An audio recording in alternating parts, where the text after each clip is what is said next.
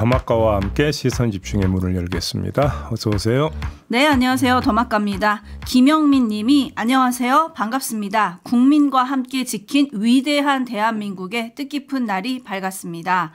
라고 인사해 주셨고요. 4863님은 1년 전 오늘 김종배의 시선집중 특별 생방송으로 국회 현장을 연결하던 기억이 생생합니다. 라고 기억해 주셨고요. 2463번님은 저희는 오늘이 25주년 결혼기념일인데 아이들과 미리 축하를 했습니다. 나의 결혼기념일을 빼앗아간 개엄이라고 느낌표 3개 찍어주셨어요. 뭐 겹으로 기념일이거군요. 뜻깊겠습니다. 그죠? 네. 근데 결과적으로는 그 내란을 막아냈잖아요. 그렇죠. 둘 다 축하의 자리, 축하의 날로 생각하면 되는 거 아니겠습니까? 2단 계획 준비하시면 될 것 같습니다. 하지만 계엄 선포부터 그 해제가 되고 막 이러는 그 몇 시간 동안이 굉장히 길게 느껴졌던 그 기억이 있으신 거겠죠, 그죠? 그럼요. 예. 네, 그리고 코스모스 4321님은 태국 출장으로 일주일간 듣지 못한 제이비 목소리를 오늘만큼은 들으려고 꼭두 새벽부터 기다렸습니다. 감회가 새롭네요. 그런데 추경호 의원에 대한 영장은 왜 기각됐나요? 참 이렇게 보내주셨어요. 그 얘기 바로 들어가겠습니다. 서울중앙지법 이정재 영장전담 부장판사가 추경호 의원에 대한 구속영장 발부를 기각했습니다. 혐의 및 법리에 대해 다툼의 여지가 있다라고 판단을 했습니다.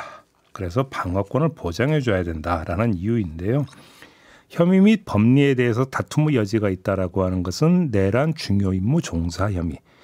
간단히 얘기하면 계엄 해제 표결 방해 의혹이 맞나? 여기에 물음표를 찍어야 된다. 이런 뜻이 되는 건데 한마디로 평하면 그냥 역시나다라는 말씀을 좀 먼저 드리겠습니다. 그래서 이게 표결 방해 행위에 해당이 되느냐 안 되느냐라고 하는 것 영장전담 부장판사님은 이렇게 판단을 했다고 하니까 법리적 측면은 잠시 후 유튜브 연장 방송에서 오늘 사법부에 있으니까 짚어보겠는데요. 그러면 이렇게 한번 얘기해 보겠습니다. 표결 방해 혐의는 그렇다고 칩시다. 표결 불참 행위는 그럼 어떻게 되는 겁니까? 라는 질문을 판사가 아니라 추경호 의원에게 드리겠습니다. 왜냐? 이렇게 물어봐야 되겠죠. 그날의 계엄 선포는 합법적이고 정당했던 것입니까? 라고 먼저 물어봐야 됩니다. 근데 그게 아니라고 한다면 그런데 왜 표결에 불참했습니까? 라고 국민은 물어봐야 되는 겁니다. 이건 표결 방해와는 다른 차원의 아주 기본적인 질문입니다. 국회 경내에 있지 않았었습니까? 원내 대표실에. 마음만 먹으면 얼마든지 본회의장 달려가서 표결에 참여할 수 있었을 거 아닙니까? 그런데 왜 표결에 불참을 했습니까? 걸어다니는 헌법기관이 앞으로 이런 질문 수없이 받게 될 것이다. 이런 말씀만 드리겠습니다. 네, 짱구님이 이젠 법대로 해! 이 말이 안 통하는 시대가 온 거 아닌가라는 생각을 했다고 올려주셨고요. 권치련님은 해도 너무합니다. 설마 했는데 이번에도 기각이라니 사법개혁이 꼭 필요하다는 생각이 드네요. 그리고 만강님.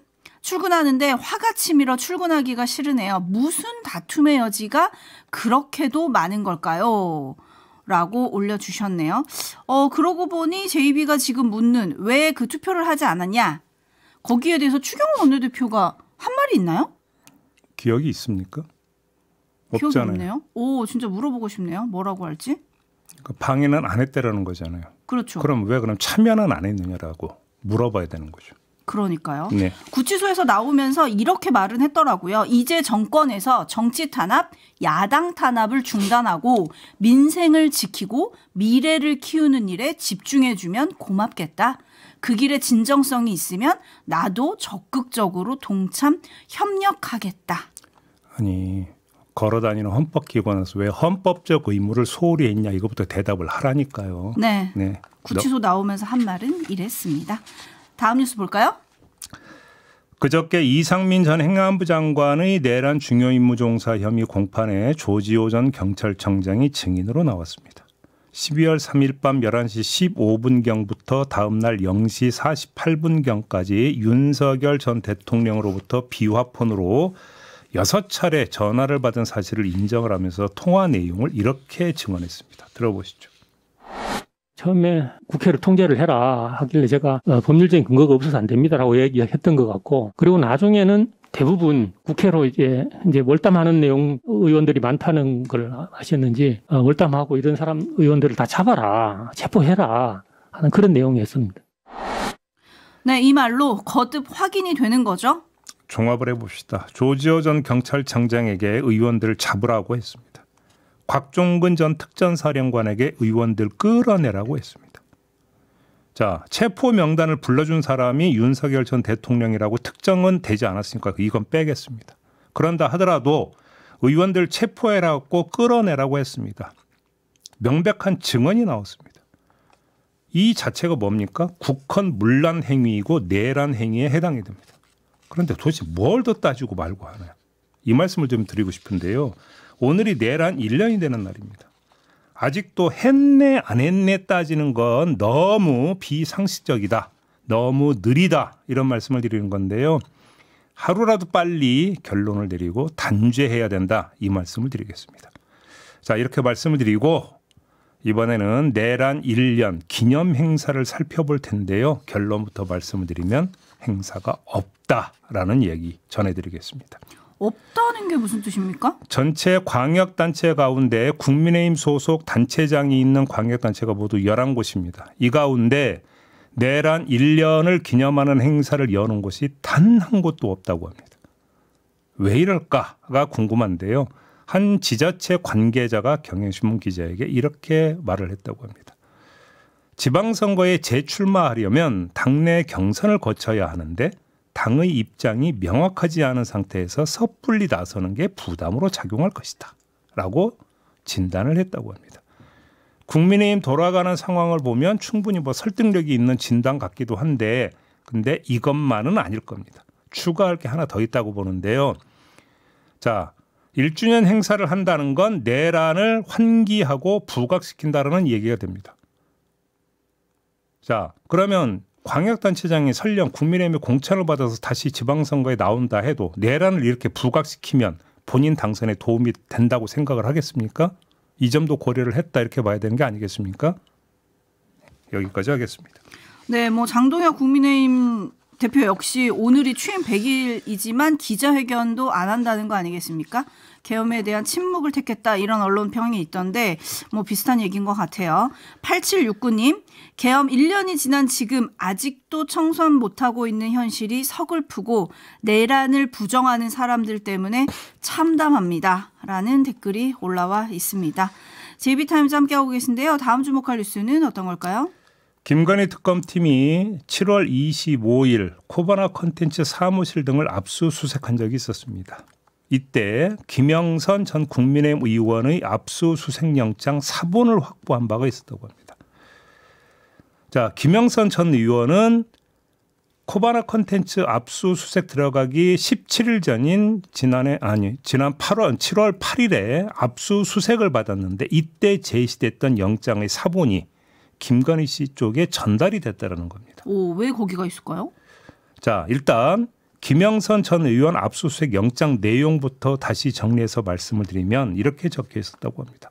윤 전 대통령과 김건희 씨가 명태균 씨로부터 대통령 선거 관련 여론조사를 무상으로 제공받고 그 대가로 2022년 6월 1일 실시되는 국회의원 보궐선거에서 김영선 전 의원을 경남 창원 의창구 국민의힘 후보자로 공천하도록 했다라는 내용, 혐의 내용이 적시가 되어 있는데 이 영장에 적시된 내용에 따르면 김건희 씨는 공범에 해당이 됩니다. 그런데 그 공범에 해당되는 사람한테 김영선 전 의원의 압수수색 영장 사본이 전달이 됐다라는 겁니다. 이 얘기는 뭡니까? 공범에게 수사가 이렇게 진행이 되고 있다. 알아서 잘 챙겨라. 라는 정보가 전달이 됐다라는 것으로 해석을 할 수가 있는 겁니다. 자, 그러면 이게 어떻게 흘러갔는가 이걸 봐야 되는 건데요.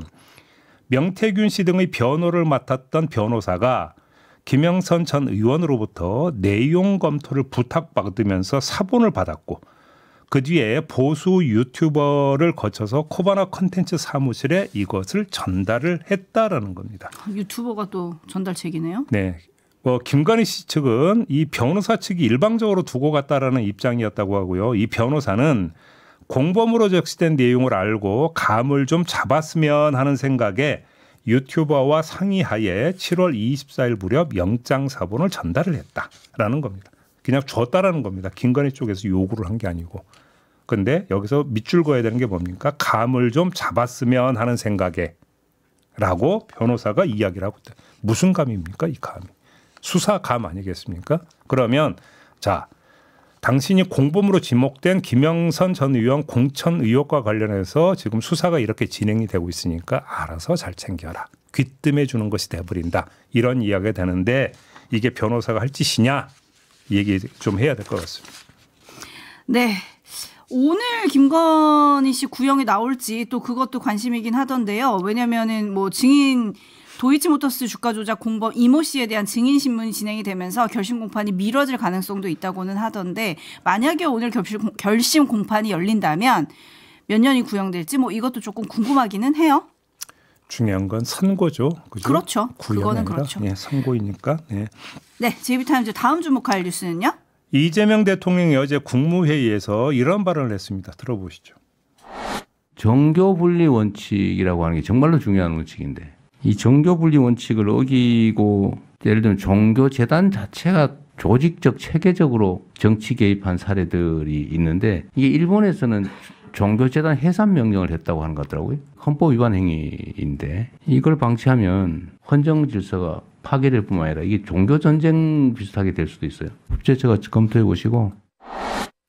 네, 이재명 대통령 발언 이후 김남준 대변인은 행위에는 책임이 따르는 사회가 건강하고 공정한 사회다라는 부연 설명을 덧붙이기도 했습니다. 네, 그럼 앞으로 어떻게 되는 건가? 이게 제일 궁금한데요. 이재명 대통령이 일본의 경우를 예를 들었으니까 그걸 살펴보면 되는 거 아니겠습니까? 자, 일본 같은 경우는 문부과학성이 2023년 10월에 일본 내 통일교 해산 명령을 법원에 청구를 했고 지난 3월에 도쿄지방법원이 해산 명령을 내린 바 있습니다. 자, 일본의 이 절차를 준용한다면 한학자 통일교 총재 등에 대한 법원 판결을 통해서 종교재단의 정치 개입이 사실로 확정되는 순간 정부가 나서서 법원에 해산 명령을 청구하는 절차를 밟게 될 것이다. 이렇게 보면 되겠지요. 자, 또 하나 주목할 점이 있는데요. 모든 언론은 지금 통일교에 초점을 맞춰서 기사를 썼던데 통일교로 한정이 되는 얘기일 거냐라는 것도 궁금합니다. 왜냐? 신천지의 정치 개입 의혹도 이미 불거진 상태 아니겠습니까? 그렇죠? 다만 사법적 판단까지 내려지지는 않은 부분이 있으니까 따라서 신천지의 정치 개입 의혹에 대한 수사를 전면적으로 다시 벌일 가능성이 있느냐 없느냐. 그래서 신천지 또한 해산 명령 대상으로 삼을 거냐 말 거냐. 이것도 하나의 관전 포인트가 된다. 이 말씀까지 드리겠습니다. 네, 신원섭파님은 대통령이 상당히 강경한 발언을 했네요. 근데 원칙적으로는 옳은 말인데 종교계가 반발을 할까 걱정이 됩니다. 이런 얘기를 또 올려주기도 하셨네요. 그래서 지금 조금 전에 말씀을 드리지 않았습니까? 사법적 판단을 통해서 사실로 확정되는 순간이라고 말씀을 드렸습니다. 네, 그 순간에 뭐라고 할 건데요, 그럼? 네. 오티스님, 정교 분리는 무수한 피와 희생으로 얻은 소중한 교훈입니다. 네.